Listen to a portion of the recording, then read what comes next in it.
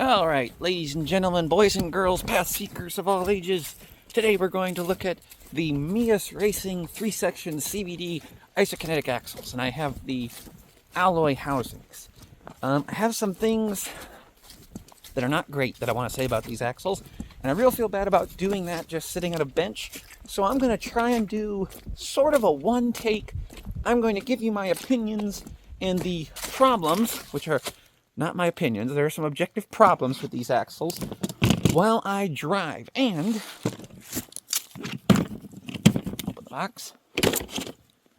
Ooh. To make things as fair as I possibly can, I have assembled the best possible rig that I can make to run these axles on. So these axles, I have decided the best place for them is to live on the Bronco, because the Bronco needs more than just brass weights on the front axle. It really needs these heavy aluminum housings. But the Bronco, even with these axles, is not the best performer. So I've actually taken the lightest body I can possibly get. I got a JOU, swapped the body onto this chassis. We are running a Little Guy Racing Parts Reaper 66-turn 050 motor.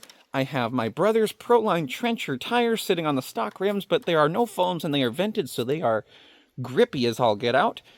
Stock shocks, and there's a reason we have to run stock shocks. I got a battery and ESC swap in here, and I'm gonna run an upgraded EcoPower Trail battery. But before I talk too much, let's start driving on the rocks. Alright, so I'm trying to do this in one take, and I'm already on my second take here. But I guess the problem is that they're growing on me, and I have problems with them, and they don't fit on the build that I wanted to put them on. There are things I wish people had told me about them before I got them that I just didn't know. But let's wheel and let's talk about this a little bit.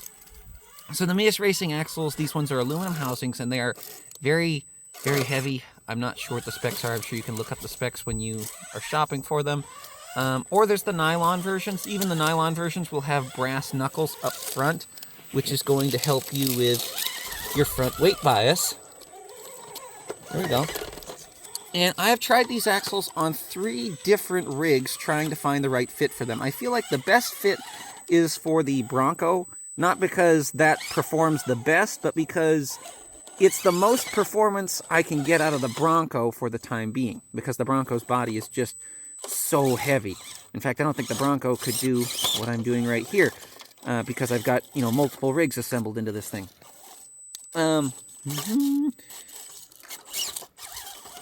So I have a upgrade motor on here because when I ran these axles on my Gladiator, I actually fried the stock motor.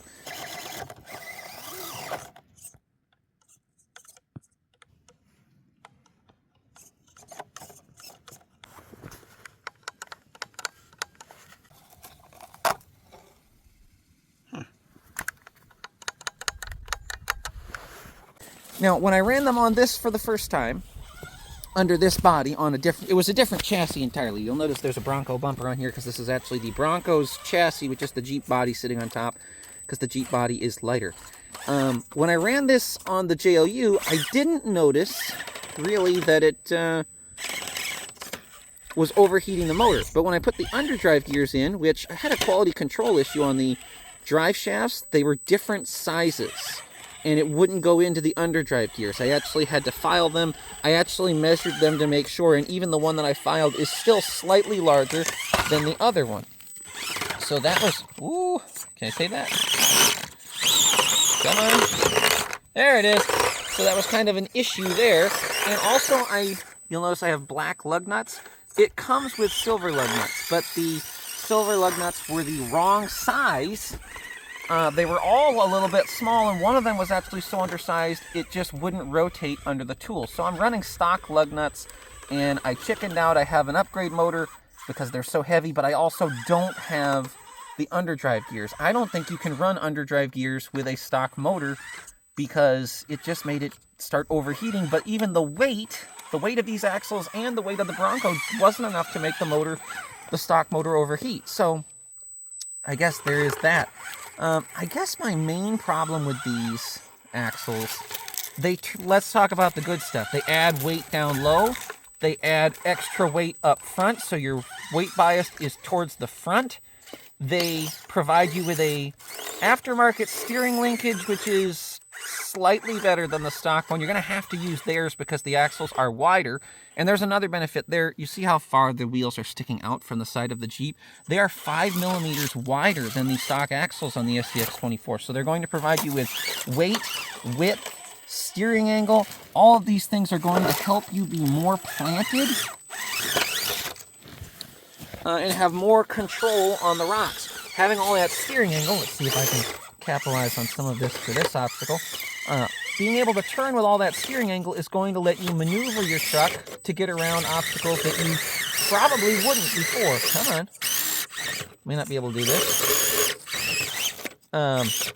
But something you need to know is that you're not really going to be able to use all that steering angle, especially not on a stock rig. If you build a competition rig around these axles, perhaps you can get the full 52 millimeters of turning angle, but on all of the rigs I've tried them on, either you hit the bumper or the fender, or even if you don't have bumper and fender in the way, when you turn all the way, look how tight that thing turns, you'll rub on the lower steering, not the lower steering, the lower suspension arms.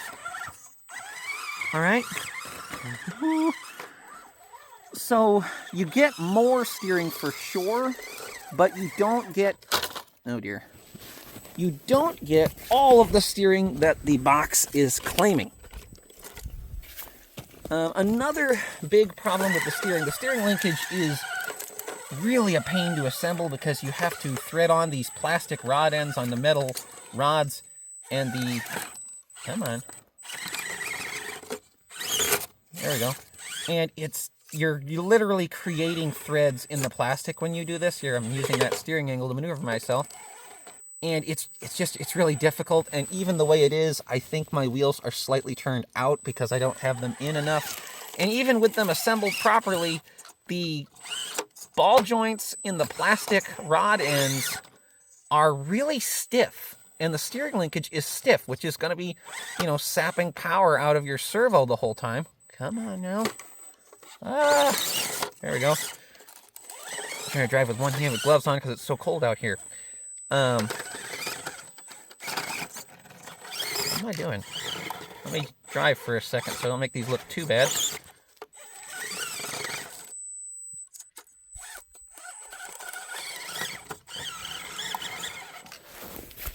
And reset. And then we come to the main problem I have with these, and the thing that no one else told me about. I really wish someone had mentioned this.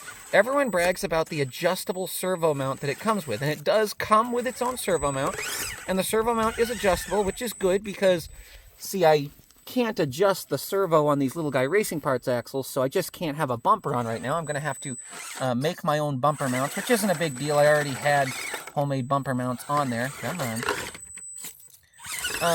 But what they don't tell you is that you can't use other steering servo mounts, or, like I love to use, a direct mount servo, because they changed the size of the, I don't know what you call it, the interface, the lugs that it locks on the top of the axle. You have to use the Meus Racing servo mount, which is a plate with 2 ears that connect to it that bolt to the servo. So you have 6 screws and 3 pieces of aluminum holding on a servo that, if you buy a direct mount servo, just uses the 2 screws that are already holding the differential cover on.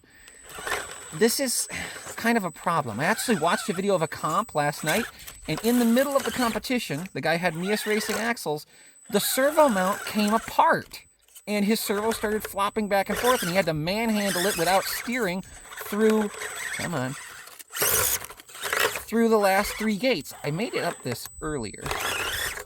I'm trying to make these axles look good. Come on now. There we go.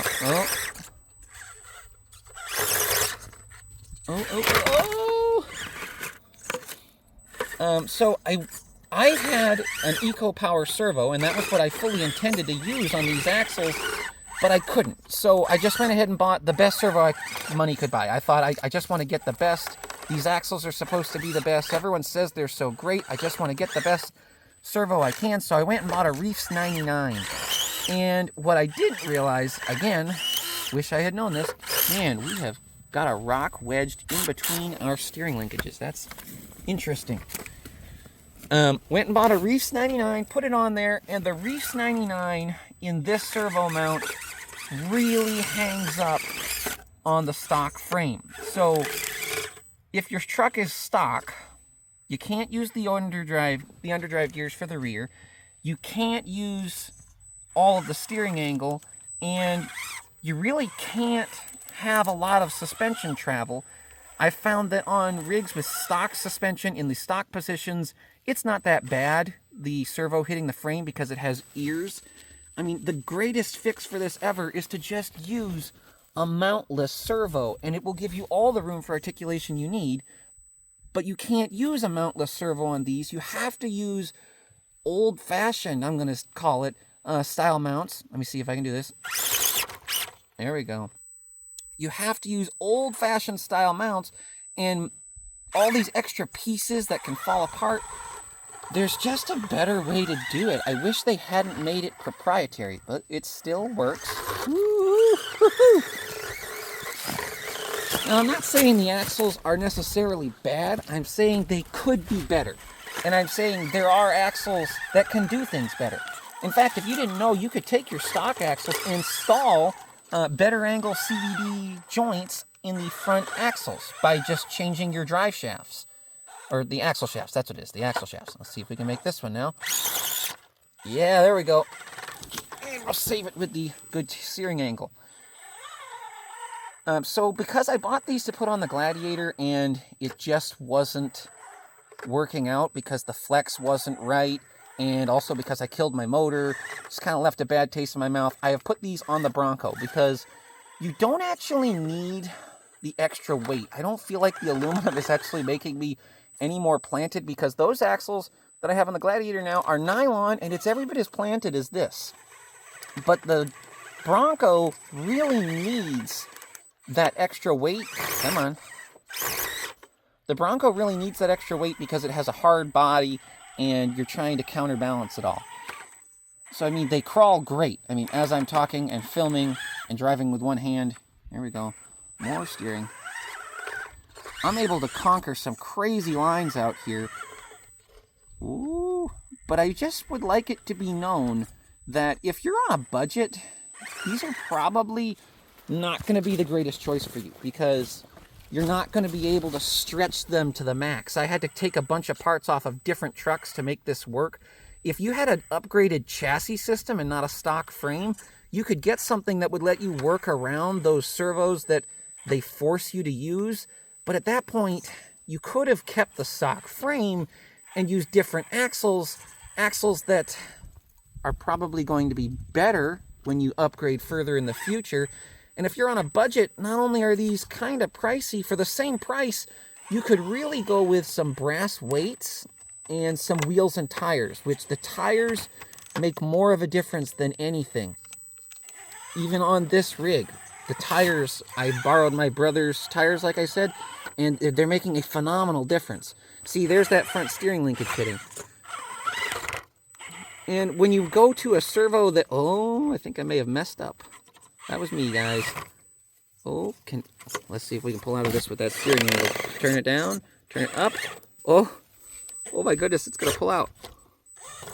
Oh, not quite. Oh, wait.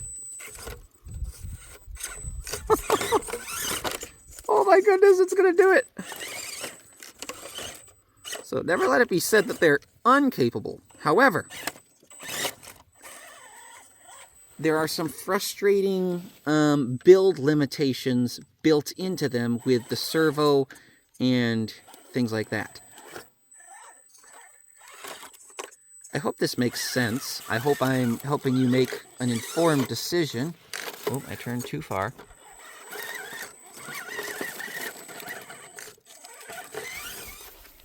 These axles have their place. Using the heavy axles to try and counteract the heavy weight of the Bronco, it's really improved the way the Bronco drives, but it can't pull off these crazy climbing tricks with the heavy hard body on top. So there are limitations. There are problems with them where they're not the most reliable and they're not the most quality axles, and they cause issues with my articulation. because I want to try and run it cheap on a stock frame. But if you're willing to build around it, these axles would be great. If you're just on a budget and you're seeking the best cheap way to get performance, I really don't think these or the nylon versions are the best ways to go.